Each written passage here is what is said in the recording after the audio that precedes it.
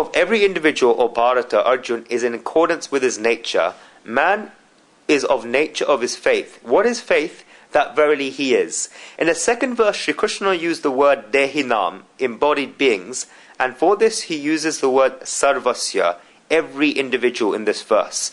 The Shraddha faith of every individual is in accordance with their sattva, inner being. So the sanskar, mental impressions of one's antakaran, inner being, so the Shraddha faith of the individual. If one's antakaran, inner being, is of the mode of sattva goodness, then they'll become of the mode of sattva goodness. If one's antakaran, inner being, is of the mode of rajas passion, then they'll become of the mode of rajas passion.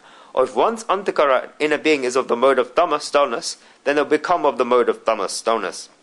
So one's antakaran, inner being, so the person's Shraddha faith will be.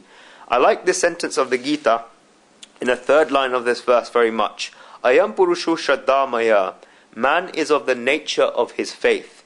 God says that people are full of Shraddha faith. God has said this sentence with a lot of Shraddha faith.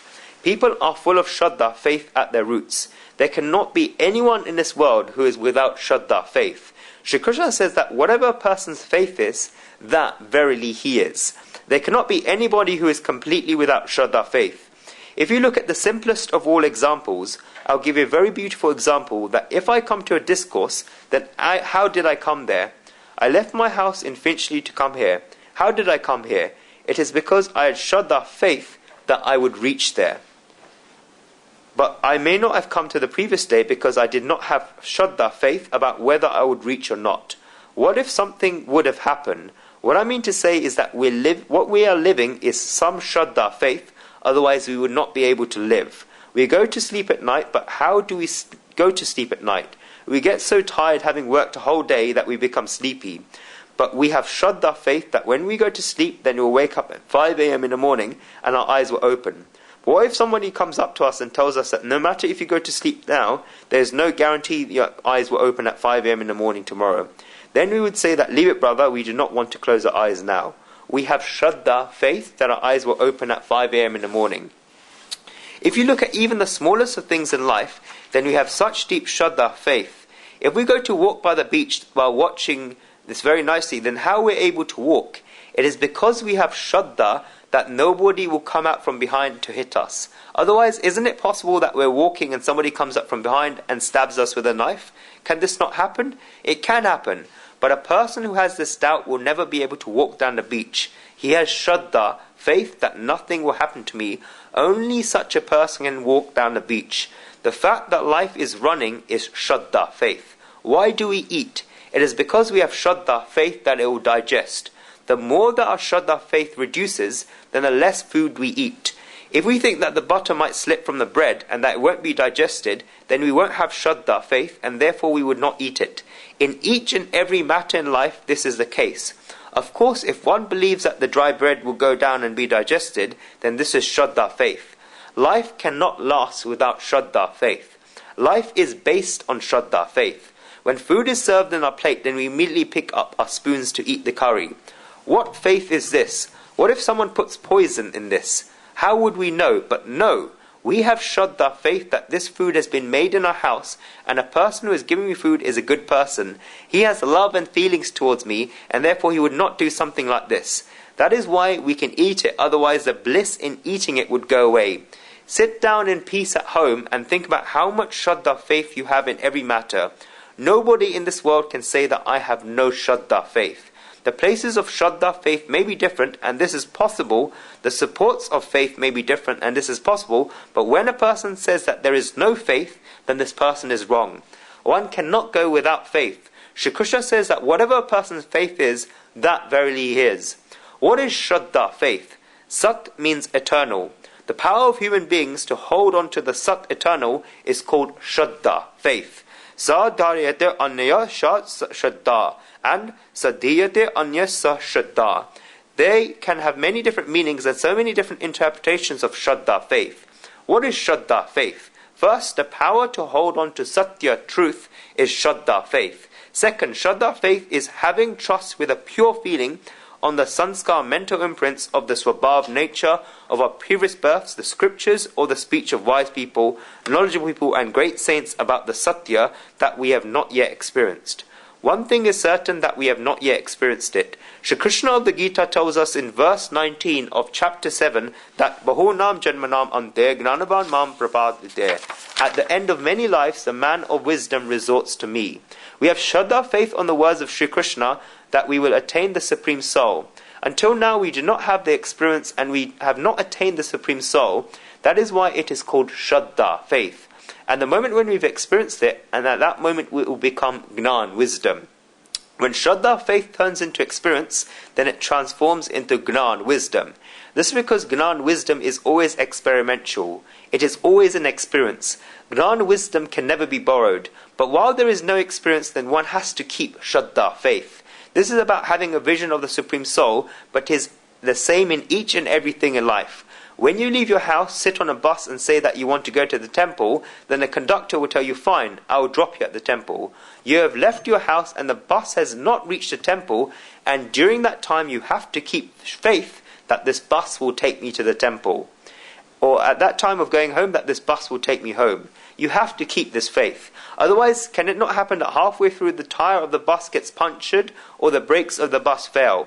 All of this does not happen, but is it not at all possible? It is quite possible, but you have Shraddha, faith. And once you get off at the temple, then you have attained it and experienced it. Then there is no need for the bus. In the same way, while the Satya, the truth, has not been attained, and while the Supreme Soul has not been experienced, during that time when a human being believes that it is there and makes efforts, then this is called Satya, truth. And each and every person has this quality in them, otherwise a person cannot last. There are three types of Shraddha, faith. God has said that in a previous verse that the Shraddha, faith of the embodied is of three kinds. And I'll say in this verse that there are three types of Shraddha, faith. The first is material Shraddha, faith. The second is dharmic Shraddha, faith. And the third is godly Shraddha, faith, or spiritual Shraddha. How can you tell which of these categories Shraddha, faith, falls under? You can tell what type of Shraddha it is from the thing in which the person has an interest. Material Shraddha is when a person has interest in material pleasures, sensual pleasures, and the contact between his senses and the objects. This person has an interest in the union between his senses and the sense objects. This is material Shraddha. If a person has eaten a savoury, then this is material Shraddha, faith. He thinks that he'll enjoy it. Why? It has come before and it will come again. This person has a material Shraddha, faith. While a person has an interest in a union between the senses and objects, then this is a material Shraddha, faith. Second, there is a dharmic Shraddha. In material Shraddha, there was a predominance of material pleasures, but with dharmic Shraddha, there is a predominance of feelings. Emotions are important here. When a person takes a dip in the river Ganga at 4 o'clock in the morning, then the water is so cold and there is no material pleasure in this. But there is a feeling in this, and that is why the person does it with Shraddha, faith. Therefore, this is not a material Shraddha, faith. It is a dharmic Shraddha, faith. Here the feelings are important. And when feelings are important, then a human being becomes ready to leave material pleasures. I would go so far as to say that the love that a father has towards his children may be called a material pleasure by people, but I call this feeling a feeling, and I call this dharma. That is why we call householder life dharma, and that is why we call married life dharma. This is because when a child has caught a cold and something like this has happened, then the mother begins to leave everything. The mother may like ice cream very much, but she is told that child, if you eat ice cream, then the child will catch a cold. Upon hearing this, a mother stops eating ice cream. This is feelings over material pleasures. This happens by itself. If the child is left in the in-laws while the parents are going to watch a film in the evening from 9 p.m. to 12 p.m., they have ordered tickets and have not gone to see a film for a long time, but if a child catches a temperature at 4 p.m. in the afternoon, then will the mother be able to go? No matter if the mother-in-law says that, daughter, I will look after him, so do not worry, because he has gone to sleep and it was fine, the mother will still say no. This is a feeling. When there are feelings, then material pleasures become released by themselves. This is a dharmic Shraddha, faith. And that is why motherhood has been called dharma. It is because motherhood is dharma that childhood becomes a dharma. One can say to the child that the mother has performed dharma since a long time that you don't even know, and that is why you have become a son. You should fulfill your dharma. You have become of understanding. These are dharma that are next to each other. That is why motherhood is not a material pleasure, and motherhood is not called the material world. Motherhood is called dharma. Fatherhood is called dharma. Childhood is called dharma. Being a husband is called dharma, and being a wife is also called dharma. If the husband and wife only wanted to enjoy material enjoyments, then this world would have become a material shraddha, and this would have become a material thing. But we also have given the objects from which we get material pleasures the color of dharma. Why? The rishis of the Taittiriya Upanishad gave the instruction in the Shikshavali that Prajantantram ma vyavaschiteshi, do not cut the thread of offspring. Do not cut off the thread of offspring. The rishis instructed the pupils that they should keep their lineage running. The reason for this is that if society lasts, then dharma will last, and society should last. Therefore, married life is dharma and householder life is dharma. If we think about Indian culture, then we feel that our rishis have done so much studying and have done so much thinking. That is why you cannot leave the material world. With dharmic shraddha, faith, there is a predominance of feeling. And third, there is godly shraddha, faith, or spiritual shraddha. In this, there is a predominance of element and concept. God is truth. But if a person goes to God with a wish for pleasures of the material world, then this becomes their material shraddha, faith. Then no matter if they go and break coconuts in front of the idol, or offer garlands to the idol and do everything, ultimately if the result they want is material pleasures, for example that the profits in the shops increase, then this does not become the godly shraddha, faith, but it becomes the material shraddha, faith. If one goes one step beyond this and ties a relationship of feelings with God, then this is a good thing because a person becomes a devotee. There are feelings in godly shraddha, faith, or spiritual shraddha, faith, because a person has understood God in truth. This is godly shraddha, faith, or spiritual shraddha, faith. Not just human beings, but also in animals, birds, insects, trees, plants, and leaves, you can see one thing in common, which is that each and every person considers someone or the other to be bigger than them. If you do a little study of the material world and a study of the world, then you see that not only human beings, but also animals, birds, insects, trees, plants, and leaves consider someone or the other to be bigger than them. An insect understands that it does not have the power to stand on its own, and that the tree standing next to it is stronger than it and more powerful than it. That is why it takes the support of the tree and sits on the tree. The insects have the shraddha, faith, that if it takes the support of the tree, then it will be able to climb up to the top. Animals and birds also have this. They think that there is somebody or the other who is bigger than them, has more strength than them, and has more power than them.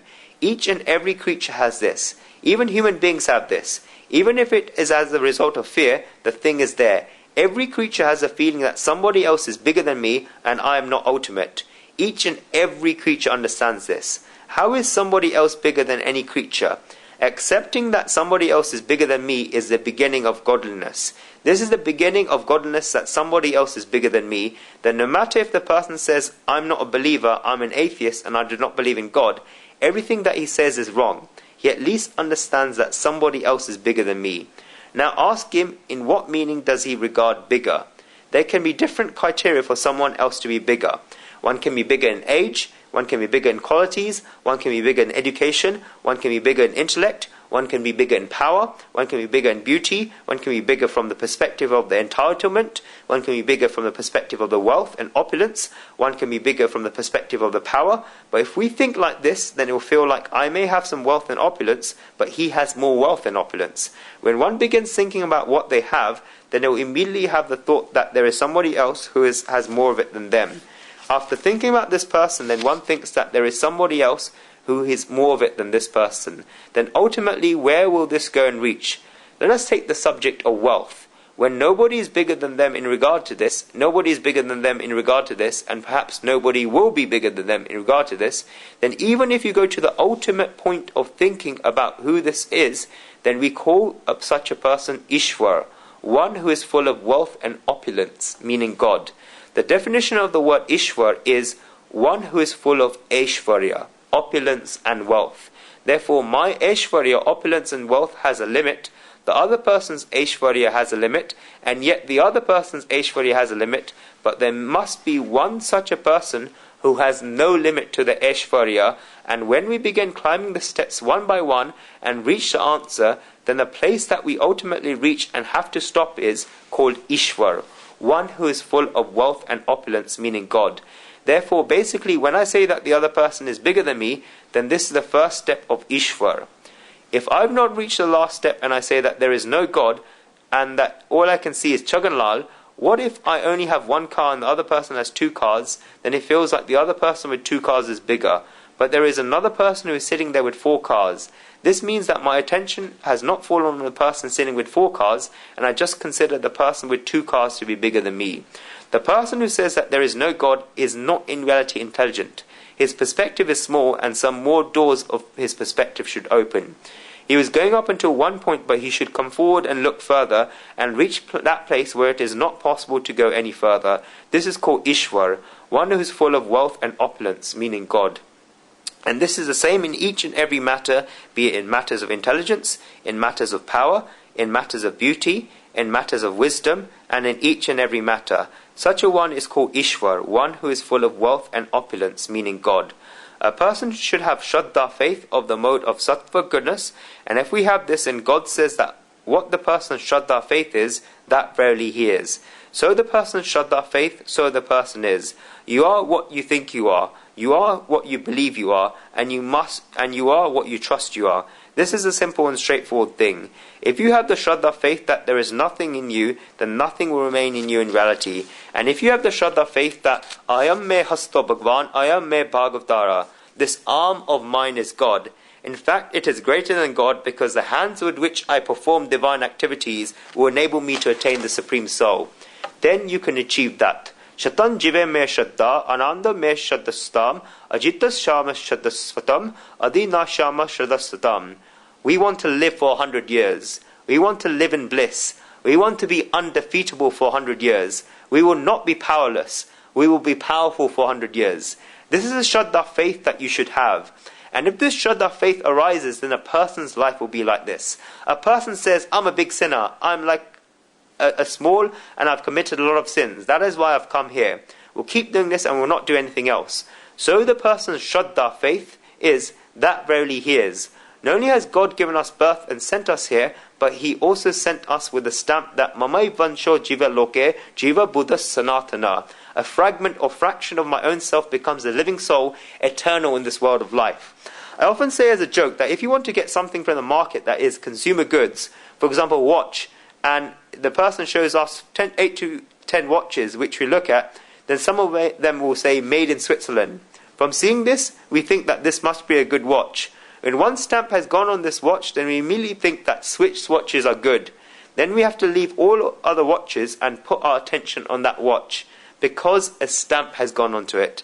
Are there any other watches? Yes, they are. Do they show the time? Yes, they do. It can also be possible that one Swiss piece can come out bad and one Indian piece can come out good. Is this not possible? It is possible, but we do not think about all of this. We only look at the stamp. In the same way, God has sent us in this world, and on top of this has put a stamp on us that says, made by God. Mame Vansho Jiva Loke Jiva Buddha Sanatana. A fragment or fraction of myself becomes a living soul, eternal in this world of life. When we see the stamp of made by God, then we should think, wow, what else can we need apart from this? But a person does not even see this stamp on themselves. God says that I made you and you are mine. God puts both of these things there. Not only that, but God is saying that I am yours and I have come to sit inside you. Sarvaschaham radisam vivishta. And I am lodged in the hearts of all. From me are memory and knowledge as well as their loss. Now there is a guarantee of sales and service. God says that I am seated inside you. If despite this a person does not have trust, then what can we do? People say that we are weak and we commit sins. What can you explain to these people? Such people keep saying that Me mukrata kalkami. I am a stupid person with wrong wishes. Why are you stupid, brother? So the person's faith is that verily he is. You should have faith that you are great. Believe in yourself. This is a very important quote. The reason why we should keep Shraddha faith inside us is that God has kept Shraddha faith inside us. That is why he has given us birth. That is why he is keeping us alive. The moment when God does not have Shraddha faith in us, then that moment God will take us. Does this mean that when death comes, then God's Shraddha faith in us has finished? No. There can be many other reasons, but if God has not kept Shraddha faith in us, while an owner has sustaining power, then he feels that because the time is such right now, these losses are happening, but the factory will begin performing work well tomorrow, then will the owner not keep running the factory during the time? He will keep running the factory, but the moment when the owner thinks that nothing will happen here, then he will put up the padlock and sit at home. In the same way, when the owner up there feels that nothing will happen in his factory, then will he keep it? Right now he has Shraddha faith that no matter if a little of Kalyug, the age of last of the 4 ages, the age of vice has come, and all of this has happened, he is someone that can still advance and there is still an opening. And that is why the owner is running the factory in the form of the world. The fact that this world is running is a reason why we should have Shraddha, faith in God. Many people ask me that if all of this is happening, then will the dissolution of the world come? People ask me that such a Kalyug, the age of vice, has come, and so many bad things are happening, so when will the dissolution come? That is what they ask. They say that if so much sins have come, then the dissolution of the world should come. When will the dissolution come? I tell them that the dissolution will not come because God still has Shraddha faith. The world will keep running. It is in our hands to manifest the Shraddha faith of God. We should think that God, because you have placed this Shraddha faith in me, I'll prove myself to you, I'll do and show something to you. So the person's faith Shraddha is, that verily he is. You should keep chanting this, saying by God and these words of God's. Shraddha matum aham purusho yo shraddha sa evacha. Man is of the nature of his faith. What his faith is, so verily he is. I said earlier that the book Jonathan Livingston's Seagull by Richard Buck is about one seagull. The other seagulls would fly over the beach or over the sea and keep running their lives by eating dead fish that are found on the seashore. But out of the seagulls would be living at the sea, there was one seagull in the whole group that was different. He has Shraddha faith that I can fly even higher. I can fly even higher. At the beginning, the people around it would laugh that, can we fly like this? We should eat the dead fish and live our lives. We cannot do anything else. This is one seagull that said, I will go, and the world is so nice that when you look at it from above, then you get so much bliss. I will keep attaining higher and higher heights, and ultimately I will reach such a beautiful height that the other people will be amazed that I reached this height. I always say that if the person is feeling mentally depressed and understands the English language, then they should read this book, Jonathan Livingston's Seagull by Richard Buck. It gives a person such mental strength. So the person's Shraddha faith is, that verily he is. If a person has Shraddha faith, then he'll be able to do what he wants. So the person's Shraddha faith is, so the person will be like. Let's go to the next verse. Yajante satvika